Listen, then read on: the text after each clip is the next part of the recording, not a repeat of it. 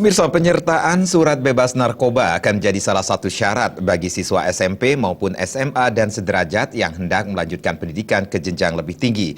Jika dari proses ini ada siswa terdeteksi positif narkoba, jangan sampai siswa itu menjadi sasaran diskriminasi pendidikan. Siswa bersangkutan harus tetap memperoleh pendidikan untuk memperbaiki masa depannya.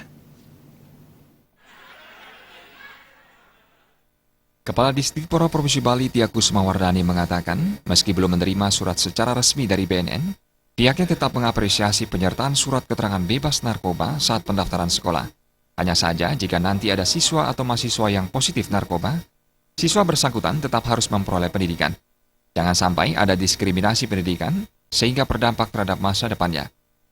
Sepanjang memang itu untuk kebaikan anak-anak kita, itu baik ya. Hanya jangan sampai juga ada diskriminasi. Kalau anak-anak yang pengguna narkoba tiba-tiba tidak dapat pendidikan, tidak dalam arti seperti itu, mereka tetap, tapi tugas kita adalah supaya kualitas hidup anak-anak ini harus lebih baik. Tanggapan positif terhadap surat bebas narkoba juga diungkapkan Kepala Sekolah SMA Negeri 1 Denpasar, Nyoman Purnajaya. Hanya saja, siswa positif narkoba harus memperoleh rekomendasi khusus dari lembaga berwenang sehingga mereka tetap dapat menikmati pendidikan.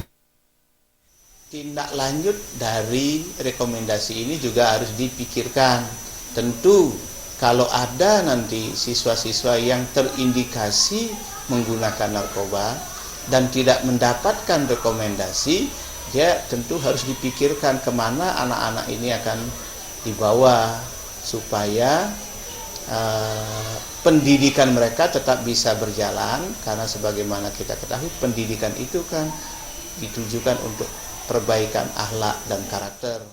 Jenny dan